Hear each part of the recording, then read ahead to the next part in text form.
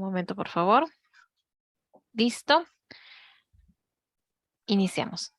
Muy buenas noches, señores magistrados y auxiliares de justicia del Poder Judicial y del Ministerio Público.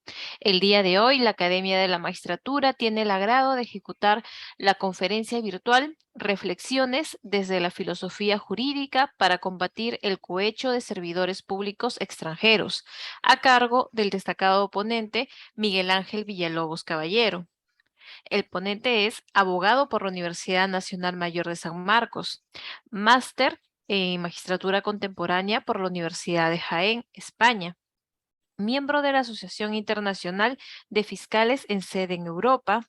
Ha impartido ponencias en congresos, conferencias, seminarios, talleres y cursos en temática de filosofía del derecho, derecho penal, derecho procesal penal, litigación oral, antropología y ética en diversas instituciones a nivel nacional e internacional. Profesor de Derecho en áreas de Filosofía del Derecho y Litigación Oral en la Universidad Continental en Huancayo y en la Academia de la Magistratura. Actualmente es fiscal superior titular, autor de diversas obras. Su última publicación se denomina La justicia como valor supremo del derecho internacional. Le cedo el uso de la palabra al doctor Miguel Ángel Villalobos Caballero a fin de que podamos iniciar con la conferencia. Muy bien, muchas gracias, Karen.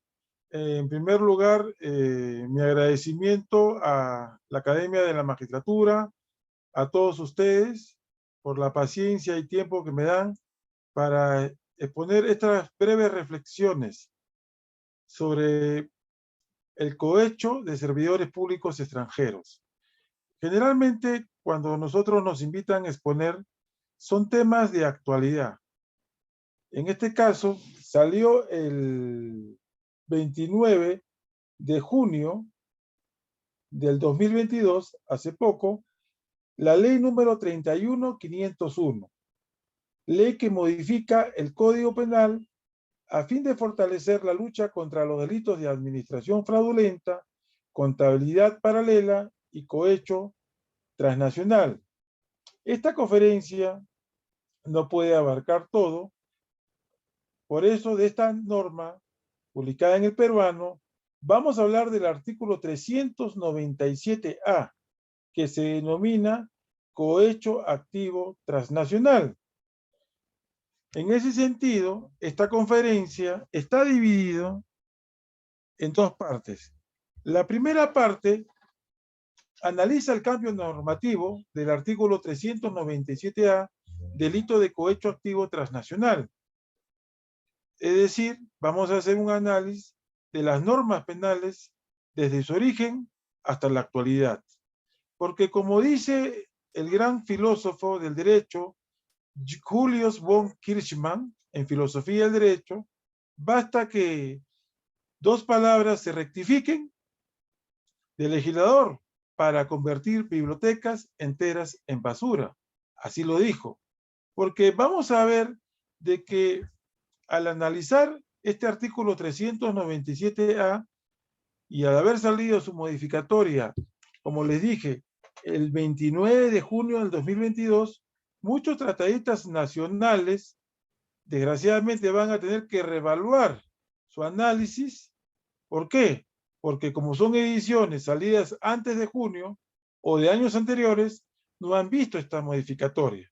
Por eso que yo digo que Kirchmann señalaba dos palabras rectificadoras del legislador bastan para convertir bibliotecas enteras en basura. El término es un poco fuerte, pero es el término que utilizó este europeo para referirse de la precariedad del derecho positivo. En cambio, la filosofía del derecho, como son temas de doctrina, puede tomar experiencias antiguas, modernas y contemporáneas. Por eso que el otro lado de la exposición está basado en mejorar los esfuerzos o ver los esfuerzos que se realizan y que deben seguir realizándose contra la corrupción. Los delitos de administración pública como cohecho son delitos contra la corrupción y que en especial se dan en estas actividades económicas o comerciales internacionales, pero de una perspectiva ética de la filosofía del derecho. Mucha gente de repente podrá decir, ¿qué tiene que ver la filosofía del derecho con el derecho penal? Pero en conferencias anteriores que he dado, unas de ellas en la Academia de la Magistratura, hemos demostrado de que el derecho penal como derecho positivo, como derecho estatal, puede ser interpretado, argumentado e inclusive ver corrientes que se ven en la doctrina. Si ustedes cogen por un lado el derecho penal y lo ven desde la perspectiva de la filosofía del derecho como reflexión, surge una disciplina que se llama la filosofía del derecho penal. ¿Por qué? Porque considero que no solo basta ver los cambios normativos, como en este caso el artículo 397A, delito de cohecho activo transnacional, como norma penal, sino también la intención, la finalidad, el para qué se anda modificando y si esto beneficia para luchar contra la corrupción y acabar con la impunidad en buena hora. Dos corrientes básicas. Tenemos la corriente del garantismo, que se usa mucho en el Perú, en los sistemas penales, pero también tenemos otra importante, la corriente conocida como el justmoralismo o la aplicación de los principios morales o principios jurídicos a los casos concretos. A una pregunta, ¿se puede combatir la corrupción desde la filosofía jurídica? Voy adelantando que sí. Continuemos. En el mundo de la filosofía del derecho y en el mundo de la filosofía del derecho penal, generalmente la gente dedicada a estas áreas plantean preguntas, y esas preguntas que planteo y que están en las diapositivas que ustedes pueden ver y que luego van a ser colgadas, no solo sirven para este momento, sino sirven para cualquier momento y su reflexión, para los asistentes de la Fiscalía, del Poder Judicial, para los jueces y fiscales de distintas instancias. Por ejemplo, cuando uno pregunta, ¿cómo enfocar el hecho de que se incorporen nuevas figuras penales en nuestro ordenamiento jurídico penal? Aquí lo estoy viendo de la perspectiva de la filosofía del derecho. ¿Por qué? Porque una de las críticas que recibe nuestro derecho penal es que generalmente es incorporado de otras legislaciones. ¿Por qué no tenemos leyes o modificaciones de leyes basados en nuestra propia realidad? Otra también es que generalmente nosotros no ahondamos, sino a simplemente lecturas literales, cuando el derecho también tiene una interpretación sistemática, como cuando vemos un código penal o un código procesal penal. En el caso del código penal tenemos la parte general, la parte especial, la parte del título preliminar y faltas. Y a veces es necesario enfocarlo de manera sistemática, o sea, viendo la parte y el todo a la vez.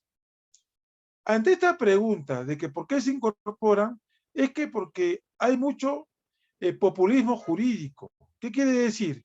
Que a veces los políticos, las necesidades sociales, hace crear sobreabundancia de normas penales y a veces sin efecto positivo, a veces sin generar conciencia jurídica.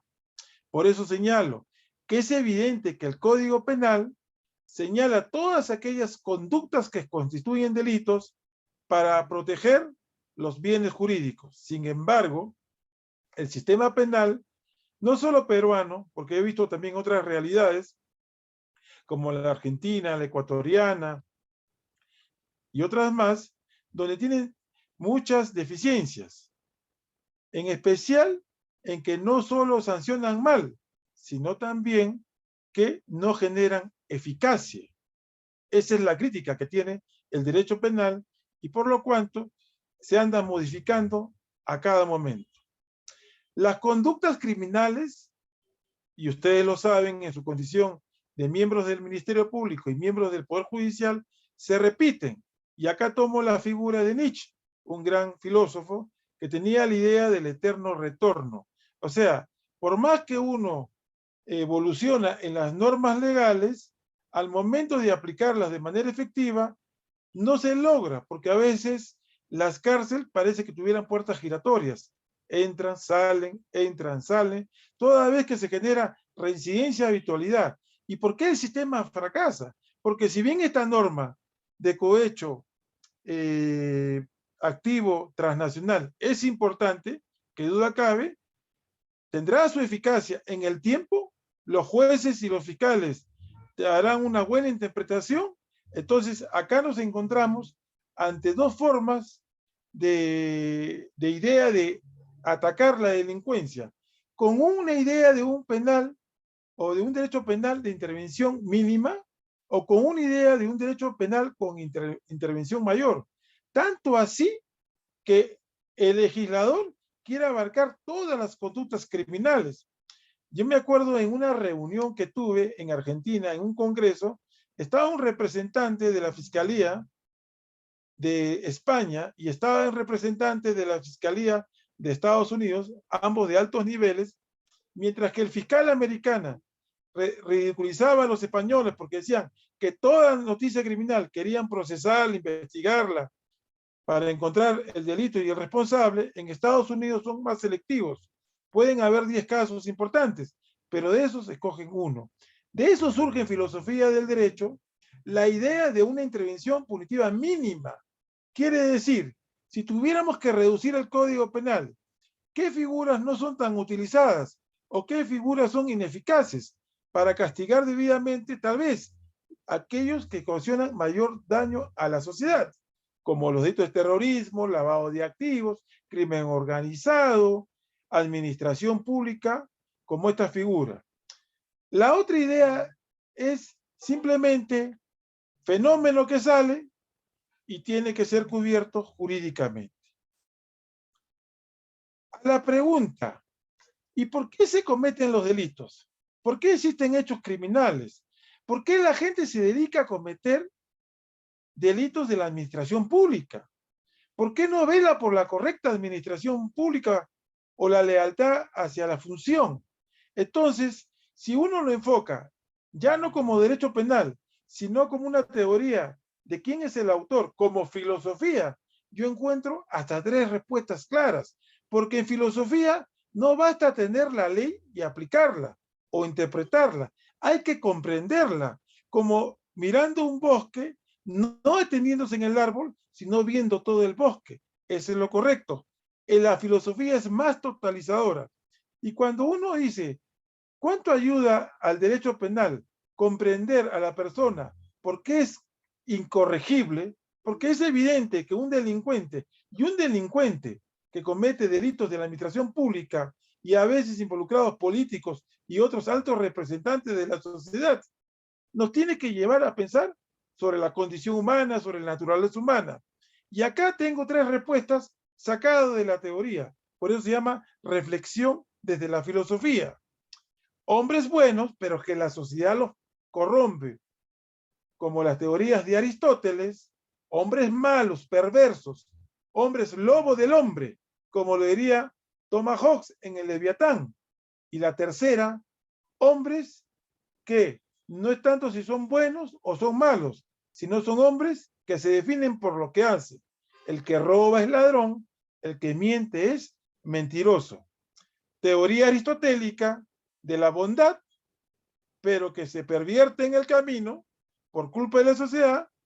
Teoría de Hobbes en el Leviatán, que el nombre ya nace así, porque como no pueden compartir todos los bienes, se vuelven codiciosos de lo del otro, como lo dicho como la administración pública. Por eso el hombre es el lobo del hombre. Y la teoría que yo escojo, porque me parece vital, la del existencialista Jean-Paul Sartre, el hombre es lo que hace. Más o menos la línea que sigue el Código Penal peruano. Se castigan por lo que hacen. Continuando y retomando el tema, ¿cuáles son las ideas básicas de la intervención penal? Si nos quedamos en la intervención punitiva mínima, nos corremos el riesgo, mis estimados colegas, de que muchos delitos queden como islas y no sean sancionados. Si yo pregunto, ¿era necesario la modificación del artículo 397A, cohecho activo transnacional? La respuesta es positiva. Está todo julio, agosto y ya 1 de septiembre. En el poco tiempo que tiene, he escuchado varias versiones, he conversado con varios juristas, colegas, y también dicen que es importante. Entonces, no se trata entre un derecho penal mínimo o un derecho penal máximo, sino se trata de encontrar aquellos delitos o modificar aquellos delitos que luchen de manera eficaz contra la corrupción o contra cualquier tipo de delito. Cuando nosotros tenemos una idea, por el contrario, de una intervención punitiva mayor, nos corremos el riesgo de tales modificaciones que a veces se hacen tan amplias y confunden a los que interpretan o leen el código. Por ejemplo, es el título añadido al título primero de Delitos contra la vida, el cuerpo y la salud. Lo pueden ver en su código. Título 1, Delitos contra la dignidad humana. Pero es del artículo 129A de trata de personas hasta el 129P. Miren, o sea, de un derecho penal que no quiere legislar mucho más que lo peligroso, hasta un derecho penal exhaustivo y contradictorio.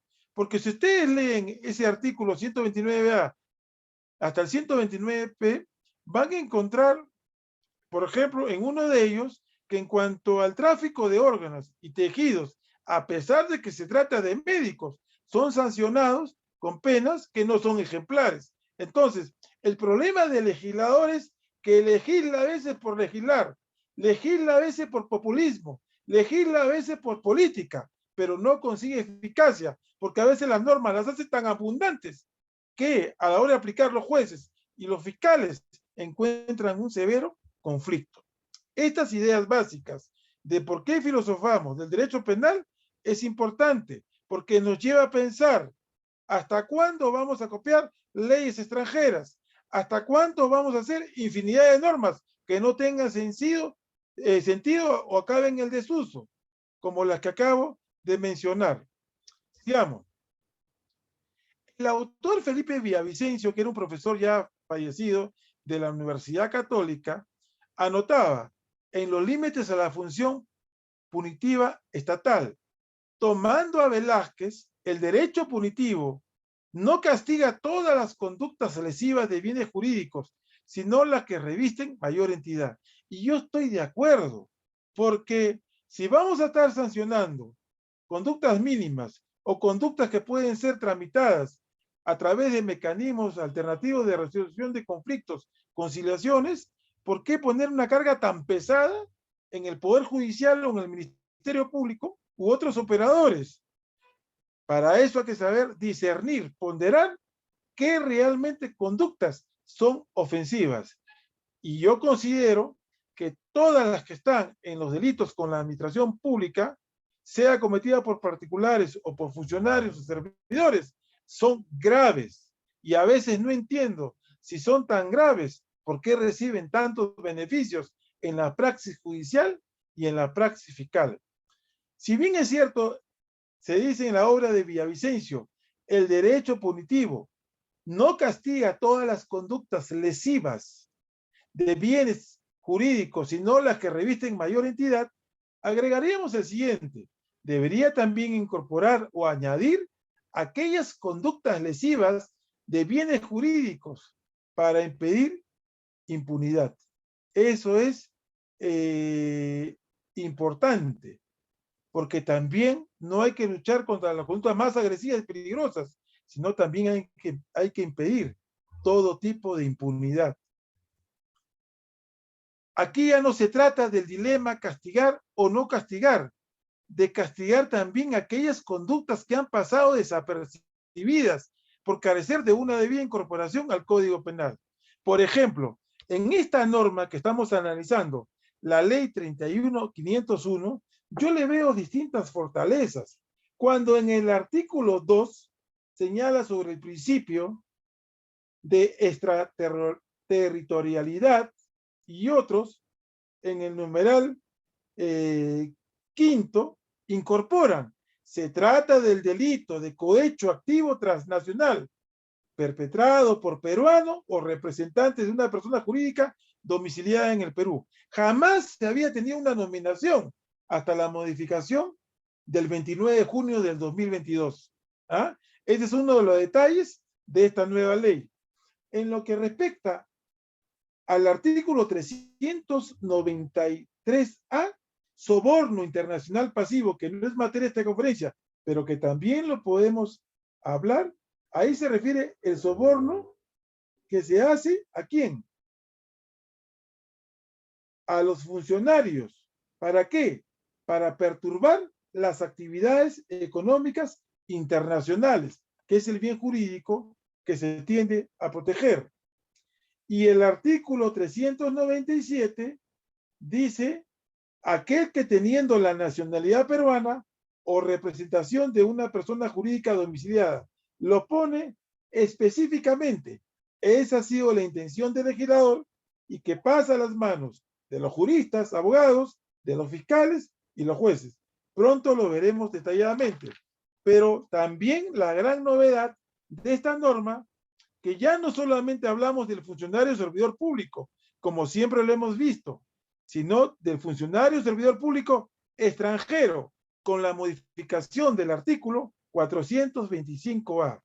Quiere decir que esta norma es fundamental, que esta norma, haciendo las reflexiones de la filosofía del derecho, va a lograr combatir el cohecho de servidores públicos extranjeros. Cohecho, soborno, que en la práctica son coimas.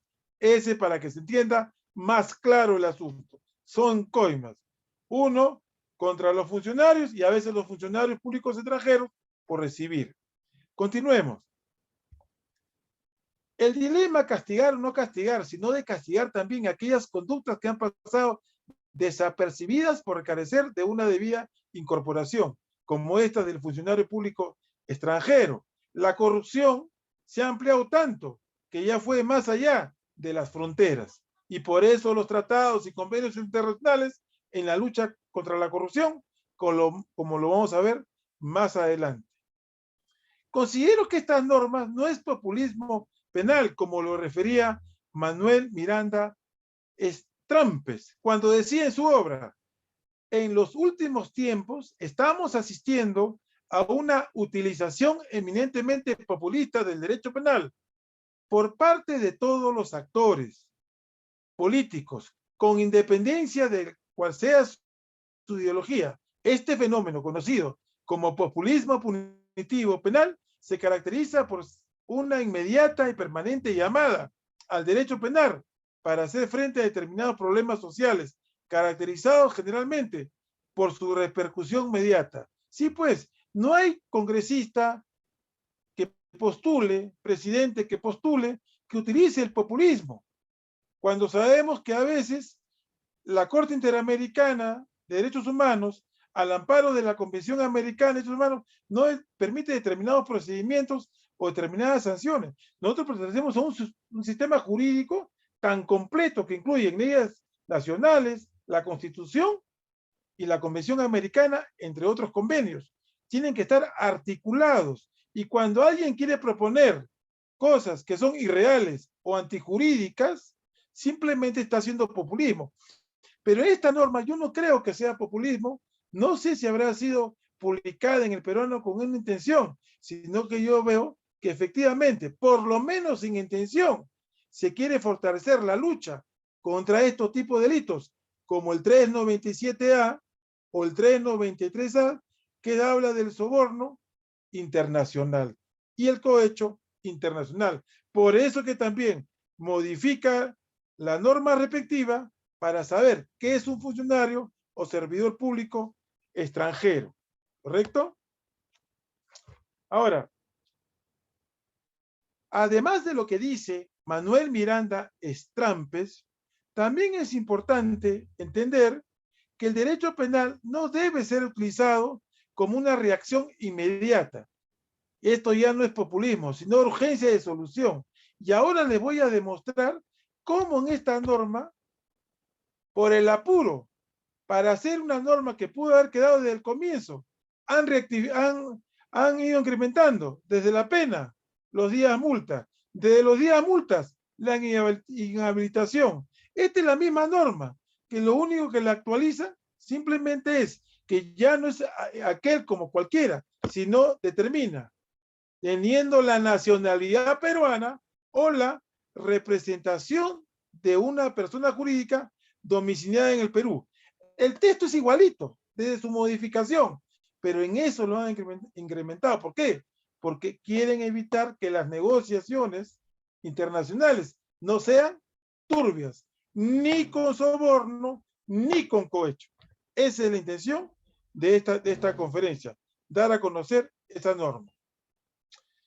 En la ley 31.501, que comento, y para que lo apunten, le he puesto la diapositiva, que fue publicado en el Peruano el miércoles 29 de junio del 2022, es importante tener en cuenta, porque a veces, y esto me lo permite como profesor de la academia y como profesor universitario, haber verificado en distintas conferencias a nivel nacional y otros estratos a nivel internacional, que el magistrado en general se entera de la ley cuando el abogado lo anuncia o el fiscal lo anuncia. No siempre están actualizados.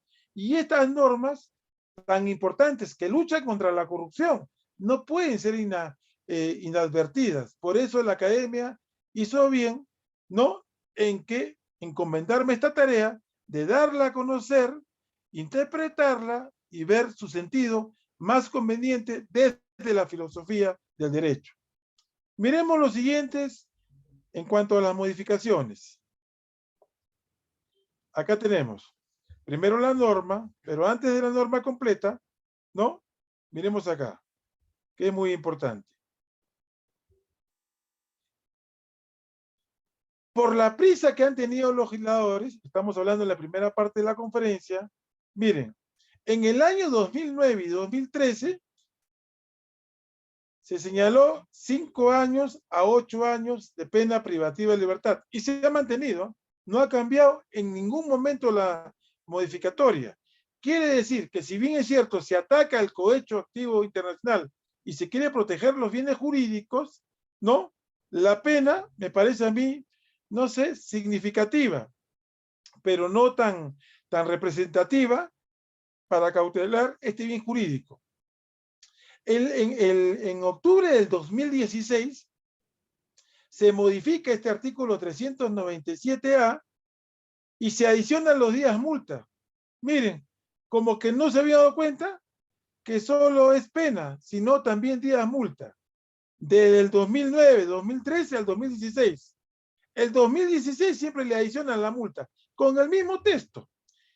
El artículo 300A, en diciembre del 2016, como vio que solamente había pena privativa de libertad de 5 a 8 y días multa de 365 a 730 días multa, le colocan la inhabilitación. O sea, es como que iban remendando por el apuro. ¿No es así? ¿Y cuál inhabilitación?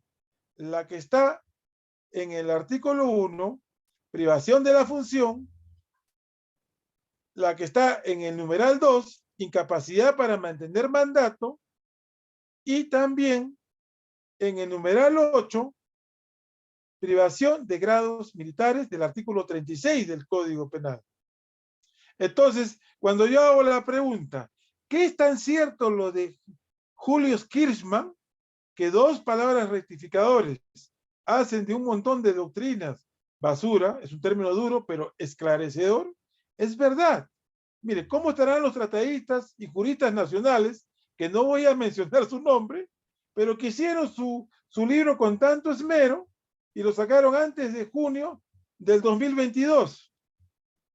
Y ahora se dan cuenta que en cuanto a esta figura que trata de luchar contra los delitos como cohecho transnacional, han sido modificados, como que quedan también, no que van a ser desechados, pero que ya como quedan como historia del derecho penal. Van a tener que acá, a 6 meses, 1 año, volver a juntar las ideas, interpretarlas.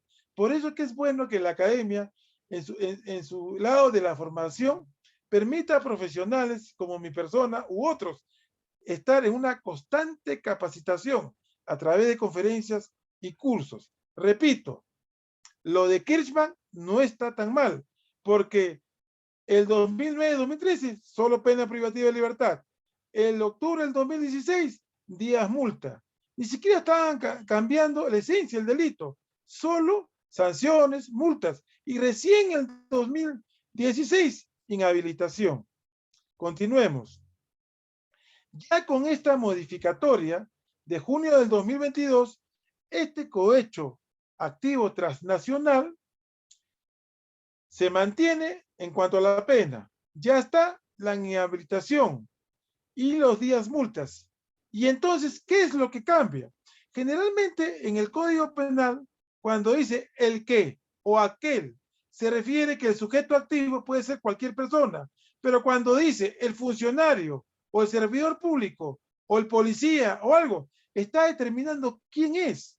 Pero acá hay una curiosidad, dice así, ¿no? El que teniendo la nacionalidad peruana, o sea, cualquier peruano, o la representación de una persona jurídica domiciliada en el Perú, cosas que no habíamos visto. Por eso que esta ley número 31501 modifica el artículo 2 sobre extraterritorialidad, ¿no? Incorporando esa parte. Se trate del delito de cohecho transnacional perpetrado por peruano o representante de una persona jurídica domiciliada en el Perú.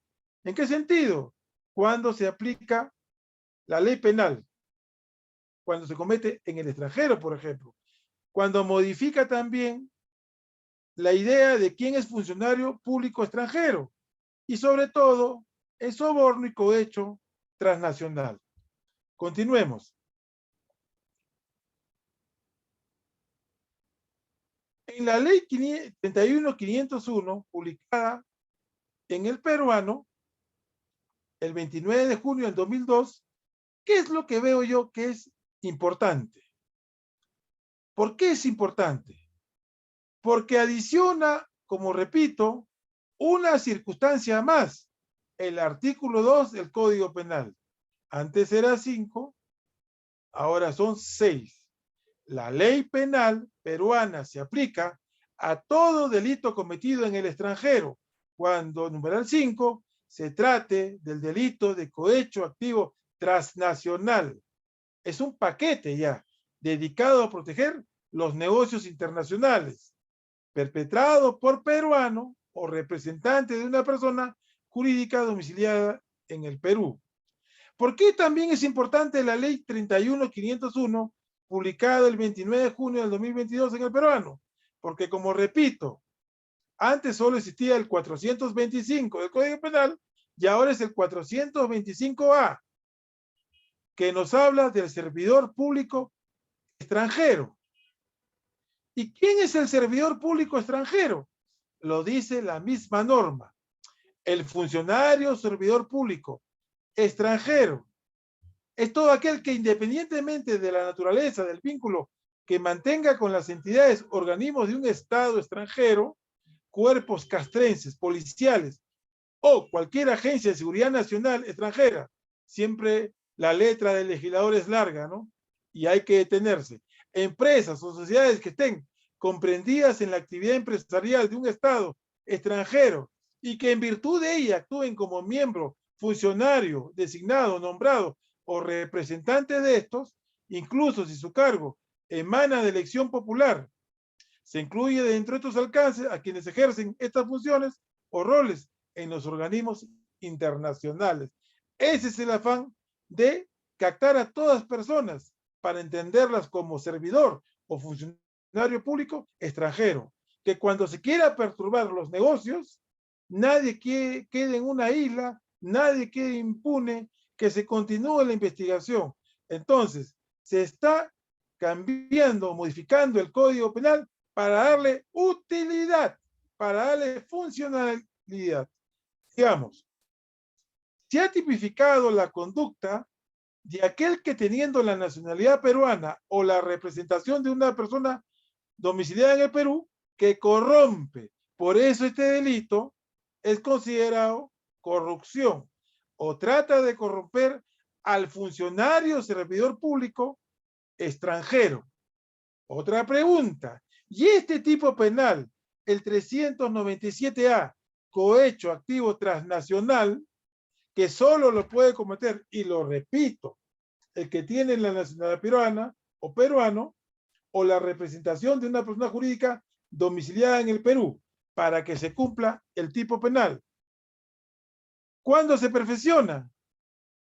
Cuando se utilizan los siguientes verbos: ofrecer, otorgar, prometer.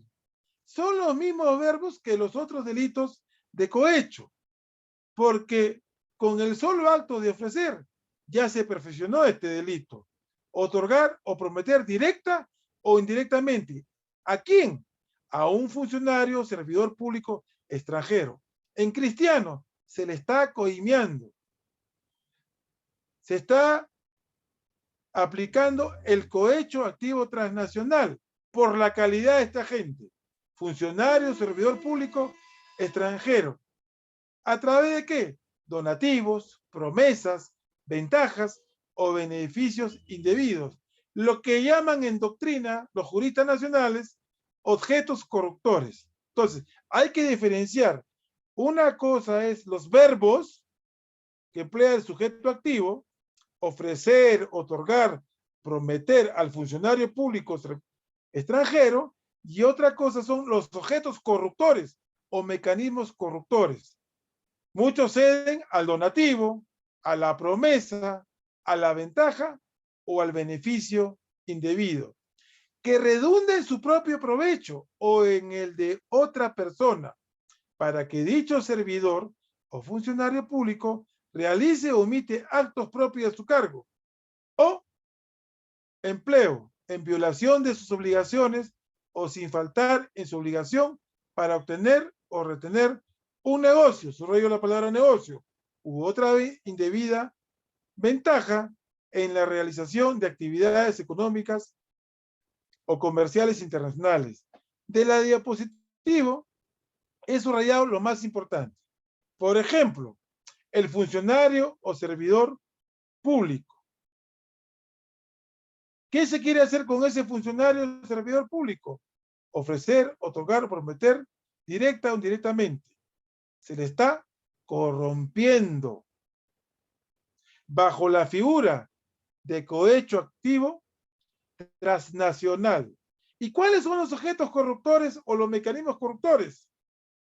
Lo que a ellos les gusta escuchar: los donativos, las promesas, las ventajas o beneficios indebidos. Por eso es corrupción, porque siempre quieren algo a cambio, que redunde en su propio provecho o en el de otra persona, para que dicho servidor o funcionario público realice o omita actos propios de su cargo. Tal vez en el texto se ha conglomerado demasiados elementos para cumplir el tipo, pero bajo ese tipo se tienen que dar esas condiciones si queremos hablar del 397A, cohecho activo transnacional. ¿Cuál es la finalidad en este tipo penal? Lógicamente, obtener beneficios indebidos en las actividades económicas o comerciales. Por eso son estas actividades económicas o comerciales las que se quiere proteger. Cuando uno vaya de la dogmática penal, hay dos tipos de bienes jurídicos para proteger en el 397A.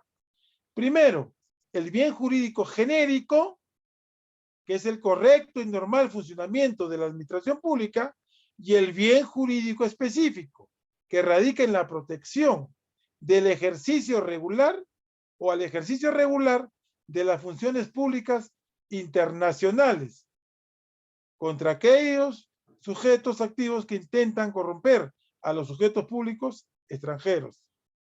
¿Quién es el sujeto pasivo?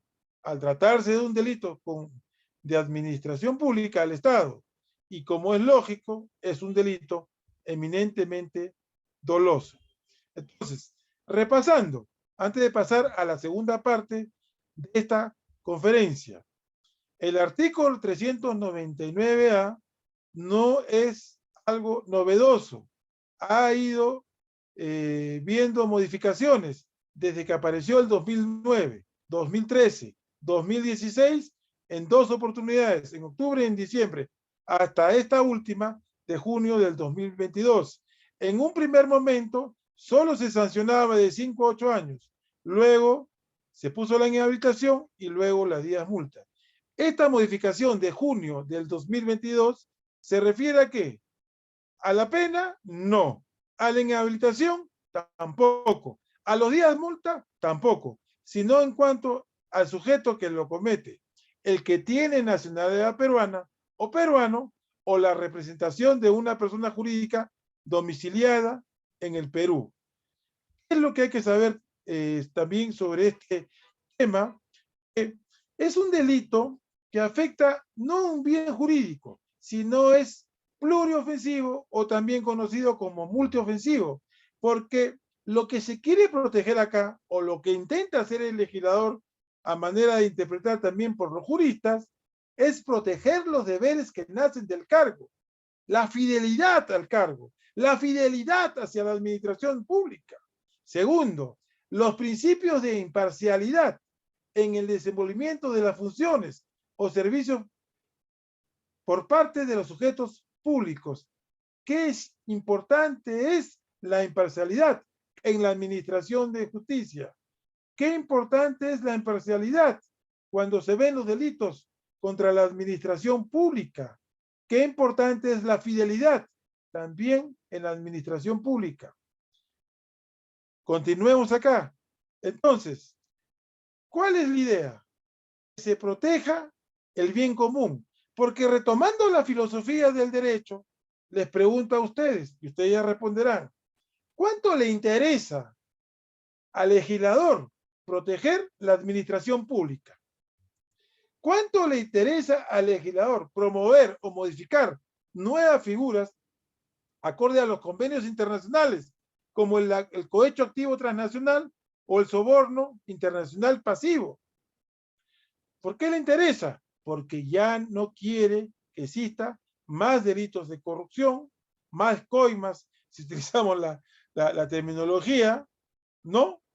Con los funcionarios o servidores públicos extranjeros. Lo que se quiere proteger aquí es el bien común. Por eso que tomando a Jering, él tiene una obra muy interesante, tiene varias obras, pero en una de ellas dice lo siguiente: si tú quieres saber cuánto una nación protege un bien jurídico, solo tienes que abrir las páginas de un código penal. Yo creo que, si bien es cierto, es positiva esta ley 31501, porque lucha contra los delitos de la administración pública, entre ellos lo de soborno y cohecho activo transnacional, me parece que la pena debió incrementarse, tanto así es el deseo de muchos convenios internacionales, como lo vamos a ver, sino cómo lo hacemos efectivo, cómo lo hacemos realizable.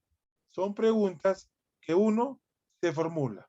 Ahora sí, el artículo en esta diapositiva lo ven en toda su magnitud, que a la letra dice: el que teniendo la nacionalidad peruana o la representación de una persona jurídica domiciliada en el Perú, o sea, ya no es cualquiera, lo está diciendo quién es el sujeto activo, que bajo cualquier modalidad, ofrecer, otorgar o prometer, directa o indirectamente, ¿a quién? ¿A quién quiere corromper? A un funcionario o servidor público extranjero. ¿Quién es el funcionario o servidor público extranjero? Está también en esta modificatoria, Ley 31501, en el artículo 425A, que ya le damos lectura. Donativo, promesa, ventaja o beneficio indebido que redunde en su propio provecho o en el de otra persona, para que dicho servidor o funcionario público realice o omita actos propios de su cargo o empleo. Es la misma figura que utilizamos en los sobornos, en los cohechos nacionales, que hemos visto por los clásicos, pero ahora se extiende. ¿A quién? Al funcionario público extranjero. Eso es muy importante. para obtener o retener un negocio. Miren la palabra que utiliza, negocio, business, ¿no? Le llaman muchas personas que están metidos en este tipo de crimen, en un negocio internacional, en un negocio u otra ventaja indebida en la realización de actividades económicas o comerciales internacionales. Hemos visto en el Perú cómo las grandes empresas, estos tipos de delitos parecen cotidianos. Felizmente se está legislando para luchar contra los mismos. De 5 a 8 años, inhabilitación, no, y días multa. Correcto. Con esto ya tenemos una idea clarísima de lo que es la ley 31501, las modificaciones en cuanto a lo que se refiere competencia, qué es funcionario servidor público extranjero y sobre todo qué es cohecho activo transnacional, para pasar ya a las reflexiones desde la filosofía jurídica. Por ejemplo, acá vemos la siguiente pregunta. ¿Qué reflexiones a través de preguntas nos formularíamos contra el deber de luchar contra la corrupción desde una perspectiva ética? ¿Qué es lo que está pasando? Que como existe la corriente positivista y de Hans Kelsen separaron la moral del derecho, mucha gente piensa que luchar contra la corrupción es un problema normativo y se equivocan. También es un tema moral de ética y que no incluye solo a fiscales, sino también incluye a jueces, procuradores y todo un sistema, el sistema anticorrupción. Más aún si en el Perú se están llegando casos de mega corrupción. Entonces surgen las siguientes preguntas. ¿Cuánto nos está costando la corrupción en el Perú? Millones.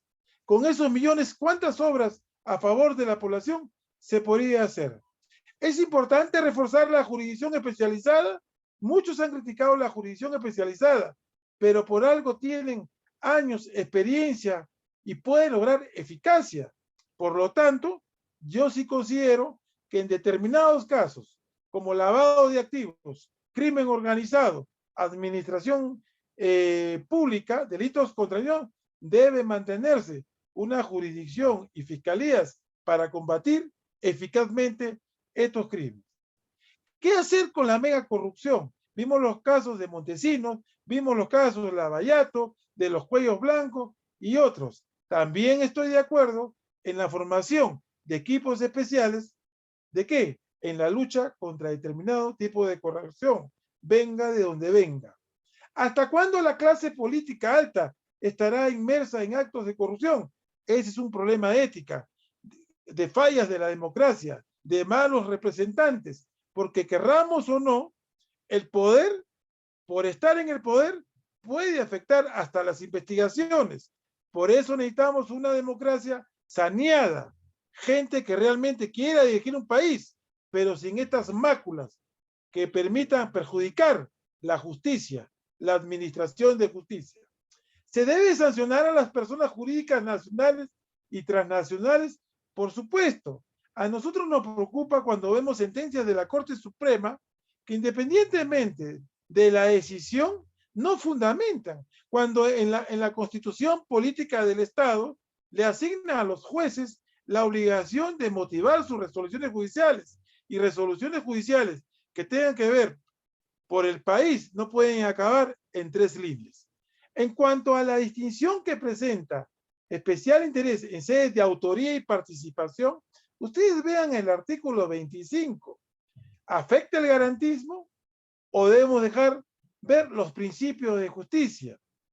¿Cuánto aporta la doctrina nacional y extranjera? Por ejemplo, yo escuché a un jurista nacional decir que en los delitos de función no hay que confundir la autoría con el hecho de ser cómplice o cómplice primario o lo que sea, y que debería distinguirse. Como el autor es el autor, debe tener más pena, y como el cómplice es cómplice, solo auxilia, ayuda, ¿no? Debe tener menos pena. Esa es una mala manera de ciertos juristas de no querer luchar contra la corrupción, porque la idea no es peruana, La idea viene de tratados internacionales como lo va a ver, y el Perú los ha suscrito, y es necesario hacerlo cumplir para hacer efectivo ese combate al cohecho de servidores públicos extranjeros, porque al legislador nacional no se le ocurrió simplemente decir, miren, mañana vamos a sacar una ley en el Código Penal modificando el artículo 393A sobre soborno internacional pasivo. Y vamos también a modificar el artículo 397A señalando que es cohecho activo transnacional. Y también el 425A sobre funcionario servidor público extranjero. No es que a ellos se les prendió la luz o se le ocurrió. Es parte del compromiso del Perú haber suscrito convenios internacionales, desde las Naciones Unidas hasta la Convención Interamericana. Es deber de los jueces y es deber del Estado y es deber de los fiscales luchar contra los actos de corrupción y reducirlos al máximo. Y si es necesario incrementar, modificar las normas penales, como se ha hecho, no es populismo, es cumplimiento de las normas internacionales y hay que hacerlo si es que nos gusta un prestigio en la administración de justicia, rol fiscal, rol juez, que es sumamente importante. ¿Qué hacer al frente a los problemas de infracción del deber? Yo lo estoy respondiendo. Yo no estoy de acuerdo, discrepo con ese jurista nacional, que es muy importante, pero creo que en este punto erró, porque no entiende el contexto. No es una aplicación literal, sino es una aplicación sistemática. Es lo que dice el derecho nacional, es lo que dice nuestra Constitución y es lo que dice el derecho penal internacional. Entonces, cuando yo veo este tipo de observaciones, tengo que hacer necesariamente estas precisiones. Por ejemplo, en España tienen que el cómplice primario, ¿no? Tiene la misma pena que su autor. Y al parecer nuestro artículo 25, no al parecer, así lo es, así lo hace. Pero, ¿cuál es el pedido? ¿Solamente del garantismo o el pedido de la justicia? La justicia penal tiene que ser efectiva. Y no hay justicia penal light, suave, cuando son delitos de corrupción y de alta corrupción, de media corrupción. Tiene que ser eficaz. Eficaz no es comparecencia. Eficaz en estos casos, dadas las sanciones, tienen que ser efectivas para cumplir con la voluntad nacional e internacional de luchar eficazmente contra este tipo de delitos. Vuelvo con las preguntas. ¿Qué reflexiones a través de preguntas nos formularíamos contra el deber de luchar contra la corrupción? Deber, pongo, no tanto obligación, que es importante la obligación, sino nuestro deber. Desde una perspectiva ética, filosofía del derecho. Siguientes preguntas. ¿Los jueces luchan contra la corrupción? Sí, pues, porque escuché a una persona decir en una conferencia internacional que los jueces no luchan contra la corrupción. Y yo creo que mi opinión es distinta, porque todos tenemos el deber, jueces, fiscales o ciudadanos, de luchar contra la corrupción, porque nosotros no podemos tener agua turbia en el camino democrático, en el camino de un Estado constitucional del derecho. ¿Eres objetivo? Sí, pero dentro de tu objetividad, dentro de tus garantías, al cumplir bien tu rol y cuando tengas que sancionar, estás indirectamente luchando contra la corrupción. Es un enfoque. Es tarea de los fiscales. Mayor aún, los fiscales tenemos un compromiso social. Está en la Constitución del Estado. Tenemos un deber. Representamos a la sociedad en juicio. Y cuando nosotros postulamos una teoría de caso de delitos contra la administración pública, sea cometida por nacionales o extranjeros o vinculados extranjeros, tenemos que ser efectivos. ¿Sigue surgiendo o surtiendo efecto la prevención en la lucha contra la corrupción? Desgraciadamente, no. Como dicen, ni a cocachos aprendí. ¿Por qué? Porque la experiencia de estos 40 años, ya sea en gobiernos militares, ya sea en gobiernos democráticos, ha comprometido a tal cantidad de gente y de buenas esferas que la respuesta ha sido ni los medios de comunicación, ni las clases que se dan en las universidades, ni los conversatorios que se dan en los colegios de abogados, ni los temas que se tratan en la Contraloría, la Defensoría, ha servido para remover la conciencia jurídica para que tengamos un país transparente. El tema de corrupción de la función pública, ¿dónde están los deberes éticos? No hagamos como Kelsen, la moral separada del derecho. Siempre hay implicaciones éticas, morales al aplicar el derecho, porque ¿quién no quiere un derecho justo? Y la justicia, además de un tema legal, es un tema de ética, porque lo que no es ético es vivir y permitir la injusticia. Otra pregunta, ¿por qué existe tanta dificultad para investigar casos de corrupción en los distintos niveles? Pueden durar hasta 6 años. ¿Por qué demora? ¿Por qué no es más ejecutiva? Entonces, acá yo vuelvo a la pregunta anterior. Hay que luchar por reforzar la jurisdicción especializada. Hay que formar equipos especiales de fiscales para la lucha de la mega corrupción. Hay que seguir exhortando a la clase alta que no se meta en actos de criminalidad. Hay que buscar las formas adecuadas para luchar con las personas jurídicas nacionales y transnacionales que nos podría servir la doctrina. Hay que mirar más los principios de justicia que el seco garantismo, que lo único que hace es permitir que se incremente el desvalor, la injusticia. Otras preguntas. ¿Es necesario implementar normativamente los instrumentos penales? Sí, como lo acabamos de ver, Código Penal, pero no por populismo, sino por necesidad y urge, porque hay urgencia de sancionar estos delitos. También el Código Procesal, creando mecanismos más eficaces, sobre todo en la lucha de aquellos delitos considerados mega corrupción.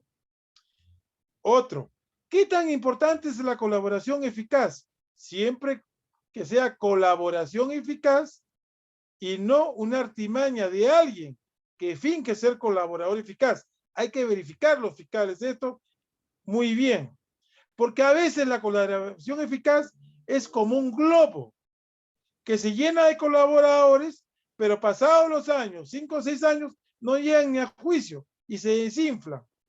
¿Es que acaso, pregunto yo, esa es la importancia de la filosofía del derecho en el tema del derecho penal para aquellos que no lo comprenden? Formulen una serie de preguntas y las respuestas pueden darse, quedar inconclusas, pero hay que retornar a las preguntas porque la sociedad cambia a cada minuto, por no decir a cada segundo. Entonces, esta colaboración eficaz solo va a servirnos para dar publicidad, sensación, para iniciar investigaciones, o cómo hacemos para que queden y no se debiliten, encontrar la fortaleza de ellas y que sirvan en su momento para lograr lo que quieren los convenios internacionales.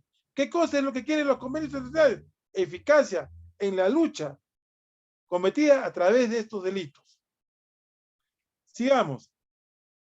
¿Cómo se podría combatir el cohecho de servidores públicos extranjeros? Y esta ya es la parte final. Con la ley clara o con una buena interpretación, creando, incrementando figuras legales útiles y no sensacionalistas o inútiles, pero que se apliquen en su oportunidad ejemplarmente. Repito, ¿cómo se podría combatir el cohecho de servidores públicos extranjeros? Y querramos o no, con la integridad del fiscal, con la integridad del juez, con la integridad del operador de justicia que en este momento está escuchando, y en especial con valores como transparencia. ¿Cómo se podría combatir el cohecho de servidores públicos extranjeros? Estoy aplicando una técnica de litigación oral, el ECO, para que quede. Conociendo y entendiendo debidamente el derecho internacional. En anteriores exposiciones, y he visto también en audiencias, que el magistrado, el operador, solo hace referencia a la ley y la entiende literalmente, pero no sistemáticamente. ¿Qué es sistemáticamente? Entender con las normas del ordenamiento jurídico nacional pero también incorporando las normas del derecho internacional. Por ejemplo, la Convención de las Naciones Unidas contra la Corrupción. Y acá tengo para ustedes lo siguiente, sobre la Convención de las Naciones Unidas contra la Corrupción del año 2003, ¿no? Y que entró en vigencia el 2006. ¿Por qué es importante esta Convención de las Naciones Unidas contra la Corrupción? Desde el punto de la lucha ética o filosófica contra la corrupción en estos delitos cometidos por servidores o funcionarios públicos extranjeros. Porque acá viene la definición de funcionario público, que es casi igual a la que ha adoptado nuestro sistema nacional. En el prefacio de la Convención de las Naciones Unidas contra la Corrupción, se señala una parte muy interesante. La corrupción es una plaga insidiosa que tiene un amplio espectro de consecuencias corrosivas. No es así como el mar. Yo soy del Callao. Las olas vienen y van perforando, si se puede decir, corroyendo la tierra. Así es la corrupción. El bien no lo deja intacto, lo va dañando. Socava la democracia y el Estado de Derecho. Da pie a violaciones de los derechos humanos. Distorsiona los mercados. Menoscaba la calidad de vida y permite el florecimiento de la delincuencia organizada, el terrorismo y otras amenazas a la seguridad humana. ¿Qué nos dice también esta comisión en su prefacio? Este fenómeno maligno se da en todos los países, grandes y pequeños, ricos y pobres, pero sus efectos son especialmente devastados en el mundo de desarrollo. La corrupción afecta infinitamente más a los pobres porque desvía los fondos destinados al desarrollo. La corrupción no construye, la corrupción no da mejor empleo, la corrupción afecta, lo dice las Naciones Unidas, a los más pobres que no tienen ese hospital, que no tienen esa carretera, que no tienen internet. Por eso que si hay una real democracia, hay que luchar contra este tipo de delincuentes. Desvían los fondos destinados al desarrollo, socava la capacidad de los gobiernos de ofrecer servicios básicos, alimento, de desigualdades e injusticias, desalienta la inversión y las ayudas extranjeras.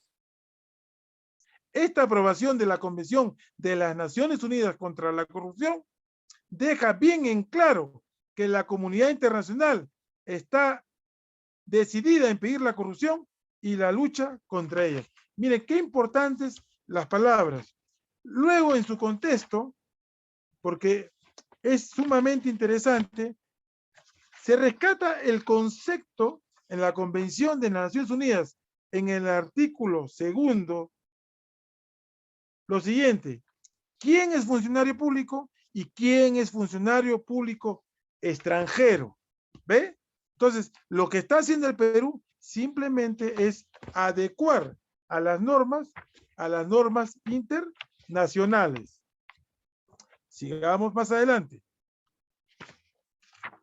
Hay otros capítulos interesantes en esta convención que yo he puesto ahí, que si queremos luchar contra la corrupción, tenemos que leerlo. Por ejemplo, en el artículo 21 dice lo siguiente: cada Estado parte considerará la posibilidad de adoptar las medidas legislativas, lo que está diciendo, legislativas y de otra índole que sean necesarias para tipificar como delito cuando se cometan intencionalmente en el curso de actividades económicas, financieras o comerciales, lo que pretende esta norma: a. la promesa, el ofrecimiento, la concesión en forma directa o indirecta a una persona que dirija una entidad del sector privado o cumpla cualquier función en ella. Quiere decir que no se le escapa ni en el ámbito público ni en el ámbito privado. Tienen que leer necesariamente porque inclusive el artículo 26 nos habla de la responsabilidad de las personas jurídicas, de la tentativa y participación. Por eso que yo recomiendo que si queremos luchar o combatir el cohecho de servidores públicos entendido como también a los funcionarios, es leyendo, analizando la Convención de las Naciones Unidas, la Convención de las Naciones Unidas contra la Corrupción. Hay otro instrumento también importante citado por los juristas nacionales, que es la Convención Interamericana contra la Corrupción. En su preámbulo, por ejemplo, también dice que es importante saber que la corrupción socava la legitimidad de las instituciones públicas, filosofía del derecho, valores, que la democracia representativa, condición indispensable para la estabilidad, la paz y el desarrollo de la región, valores, exige combatir toda forma de corrupción en el ejercicio de las funciones públicas. De ahí el fundamento para incrementar este concepto de funcionario público extranjero y también el cohecho activo transnacional. Reconocen en su preámbulo la Convención Interamericana contra la Corrupción, que la corrupción tiene en algunos casos trascendencia internacional. Por eso la colaboración internacional es sumamente importante. Y en su artículo 8, romano, ¿qué nos dice? Del soborno transnacional. O sea, no es ajeno para el derecho internacional. Coimas, sobornos, como le quieran llamar, cohechos, sino que ahora, como quieren luchar a nivel de cooperación internacional, los estados tienen que incorporarlas, describirlas como tipos penales, y el Perú lo está diciendo, afirmando. Con sujeción a su constitución y a los principios fundamentales de su ordenamiento jurídico, cada estado parte prohibirá y sancionará el acto de ofrecer, otorgar a un funcionario público de otro estado, directa o indirectamente, por parte de sus nacionales, personas que tengan residencia habitual en su territorio y empresas domiciliadas en él, cualquier objeto de valor pecuniario u otros beneficios, como dádivas, favores, promesas o ventajas, a cambio de que dicho funcionario realice u omita cualquier acto en el ejercicio de sus funciones públicas relacionado con una transacción de naturaleza económica o comercial en aquellos estados partes que hayan tipificado el delito de soborno transnacional, esto será considerado un acto de corrupción por parte de esta convención. Entonces, no es necesario que les haga recordar todo el documento. Si queremos realmente empatizar jueces, fiscales, operadores, este combate o lucha contra la corrupción nacional y extranjera, tenemos que saber que estas convenciones, como la Convención de las Naciones Unidas contra la Corrupción y la Convención Interamericana contra la Corrupción, dice que es importante. Más aún, si el artículo 2 del Código Penal reafirma que el Perú está obligado a reprimir conforme a tratados internacionales. Esto no es capricho, esto es mandato internacional incorporado como mandato nacional. La verdad depende mucho de nosotros. Hay que leer estas normas nacionales y extranjeras y poder luchar efectivamente contra la corrupción. Creo que, Karen, me he excedido, son 1 hora y tanto. Si hay preguntas, bien, si no, palabras finales. Gracias. No se te escucha, Karen. ¿Estás? Ve tu... Sí, ahora sí. Ahora sí, ya. Listo. Muy bien, agradecemos su exposición, doctor, y vamos a dar paso a la ronda de preguntas. En la parte inferior van a poder ubicar una manito para levantar, bueno, levantar la mano a efectos de poder darles el uso de la palabra. Si es que tienen alguna pregunta, por favor presionar ese ítem a efectos de poder habilitarles el audio.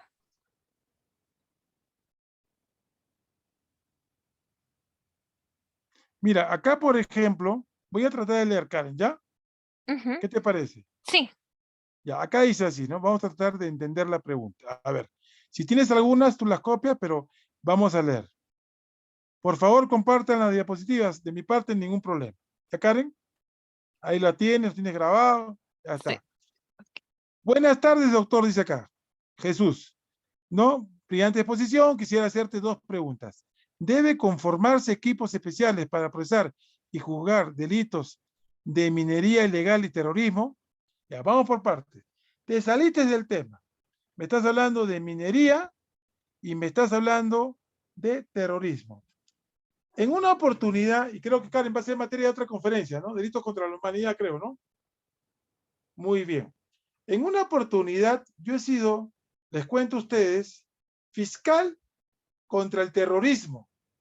Creo, ya estoy viejo ya, creo que fue en el año 97, más o menos. Y luego fui fiscal contra el abuso de poder, ¿no es así? O fiscal de derechos humanos en el 2003 al 2005. Tenemos dos experiencias de organizaciones criminales, Karen.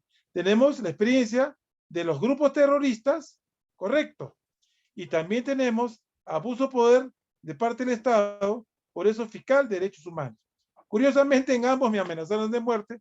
Felizmente, todavía lo puedo contar. De esas dos experiencias, ¿cuál es lo importante? Que para sancionar, para investigar, necesitamos fiscales preparados, capacitados, pero a veces los entes de corrupción son tan fuertes, o los entes como los agentes terroristas son tan fuertes, o los agentes del Estado, que se exceden. Entonces, por ejemplo, para los casos de derechos humanos, existió la Comisión de la Verdad y la Reconciliación, y hubieron varios fiscales, yo entre ellos en el departamento de Junín. De los casos de la Comisión de la Verdad, ¿no es así? Tomamos la información de la comisión, pero yo hice mi investigación y luego resolvimos unos casos. Cuando era fiscal en Lima contra el terrorismo, vi unas cosas que no estaban bien. Por ejemplo, lo que ahora se conoce como la colaboración eficaz no estaba sustentada en dichos reales por la necesidad. Entonces, lo que hay que hacer es del sistema penal acudir a un derecho penal mínimo o acudir a un derecho penal máximo, que ninguna conducta. Yo creo que hay que hacer como haría Aristóteles. Hay que buscar aquellas figuras ofensivas relevantes que todos los fiscales deben investigar y los jueces sancionar en su momento, pero sí hay que formar equipos especiales por la especialización, pero con un tiempo determinado y con una verificación de que sirven para eliminar la corrupción y los altos índices de impunidad. Sigue la pregunta. ¿Debe conformarse equipos especiales para procesos de juzgar delitos de minería ilegal y terrorismo? Acá depende. Habría que revisar estos delitos de minería ilegal. ¿Están con la categoría de crimen organizado? Habría que verificarlo. ¿Es necesario un equipo especial? Ya tienen las fiscalías especializadas, por ejemplo. En Junín, por ejemplo, existe la Fiscalía Provincial de Crimen Organizado que incorpora estos delitos como que están enumerados y que los investiga. Yo creo que por el momento hay que prevalecer la moral. ¿Y cuál es la prevalecer la moral? Luchar contra la corrupción, limpiar la casa, aquello que está mal en el Estado, ya hay que mejorarlo. Y progresivamente ya ver otros delitos, previos informes, previas evaluaciones, si merecen equipos especiales. Acá sigue la pregunta, Karen. A ver, vamos a ver. Al igual que contra los delitos de función y económicos, la teoría de la infracción del deber en los últimos tiempos se ha convertido en obligatoria para analizar los delitos contra la administración pública. Muchos autores nacionales, no voy a decir sus nombres para que no haya celos entre ellos, pero propugnan de que efectivamente estas teorías, ¿no es así?, son sumamente importantes. ¿Por qué? Porque nos permite luchar eficazmente contra la corrupción. Por ejemplo, cuando un autor dice que para él el cómplice en los delitos de función no debe ser castigado como el autor, para el caso concreto de la lucha de los delitos contra la administración pública, considero que es efectivo mantenerlo tal como está. No fijarse tanto en un garantismo, sino en un funcionalismo o derecho penal que entienda que los principios están por encima de la garantía o de la ley. Eso respetuosamente, ¿no? Desde mi óptica. Acá dice, lo cual muchas veces ha dejado impunes las conductas de funcionarios de alto rango y titulares del pliego, ¿no? Justamente, como la administración pública está guiada por el MOP, por el ROC, por directivas, y a veces es necesario la interpretación, ¿cuál es su función? ¿Cuál es su función? Yo creo que depende mucho de la capacidad, de la integridad del fiscal y del juez. Si ellos consideran, el fiscal a través de una teoría del caso, que está ante un delito grave, como es este delito de cohecho activo transnacional, ya lo veremos en el tiempo, si la sanción es eficaz. Porque justamente lo que no queremos es que echa la ley, echa la trampa, que se burle la ley. Lo que queremos es la eficacia, porque la corrupción, como dicen estos niveles de convenciones internacionales, desde la ONU o interamericana, sí afectan a la sociedad. Pero eso va del campo de la integridad del operador de justicia, que se sienta que es un juez garante, objetivo, pero que a su vez lucha contra la corrupción. Y ni qué decir del fiscal, ¿no? Hay que saber también, por supuesto, estas normas de gestión para ver, ¿no? En qué estaban permitidos o en qué no estaban permitidos, ¿ya? Muchas veces también se dice de que no se debe aplicar la ética. Yo considero que ustedes, los que están inscritos, no son ajenos a un derecho ético.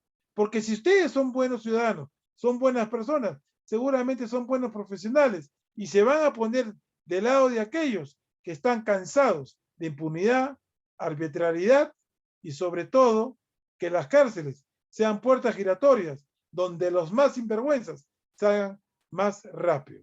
Ya le contesté, mi estimada, no sé, tú me dirás. Hay una pregunta más que también han detallado. Dice, ¿por qué siendo un delito grave el trato, al igual que un robo agravado, la pena es menos gravosa en el primero en mención? Ya está. Mira, vamos a hablar de los beneficios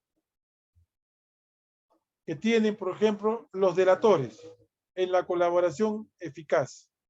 Entonces, yo lo que creo, mis estimados, es que no se puede impedir. O sea, acá nos damos el derecho penal del enemigo. Todos somos ciudadanos, todos cometemos errores, todos necesitan sanción, pero también rehabilitación. Pero la justicia también requiere apoyos. Si alguien encuentra un cadáver que nadie lo busca, pero que ha sido un homicidio desaparecido, esa es una colaboración. Necesita del derecho premial. En estos delitos importantes, como los delitos de la administración pública, para desbatar organizaciones criminales de alto nivel, ¿qué hay que hacer? Hay que utilizar la delación. Lo importante es la corroboración en estos tipos, porque pueden ser inducidos a falsedad. Muchas veces los colaboradores son gente que ya purga penas en los penales. ¿Y qué no harían? Inclusive mentir por salir de las cárceles. Entonces, es importante utilizar bien los procedimientos. No lo tengo escrito, Karen, pero por favor, para que no digan que va, repíteme la pregunta para anotarla. Ya, la pregunta es, ¿por qué siendo un delito grave el tratado, al igual que un robo agravado, la pena es ¿Cómo menos que el delito gravosa? grave, el tratado? Esa parte, Dice, ¿por qué siendo un delito grave el tratado es tratado, es tratado al igual que un robo agravado, la pena es menos gravosa en el primero en mención? Así han ya, yo detallado. entiendo, solo que repita la pregunta, ¿no se referirá al delito grave terrorismo o algo así? Habría que, habría que saber exactamente. Yo podría entender la pregunta de la siguiente manera, Karen. ¿Por qué hay delitos que siendo graves, a veces son sancionados como si fueran delitos que no son muy graves? ¿Y por qué hay veces delitos que no son muy graves y son sancionados, ¿no? Con el extremo. Nuestro sistema penal tiene lo que se llama la determinación de la pena. Entonces, tiene un mínimo y tiene un máximo. Con el artículo 45 y siguientes, a veces puede ir debajo del mínimo, la teoría de los tercios. Pero en cristianos, una coima nacional o extranjera debería ser sancionado con penas como la suspensión de la pena. Yo creo que no. No le estamos haciendo un favor ni al Perú ni a nivel internacional. O sea, no es posible en términos cristianos que un robagallinas reciba una sanción enérgica y que una persona metida en el crimen organizado, en el lavado de activos, en la administración pública, un funcionario extranjero, reciba la sanción de un robagallinas.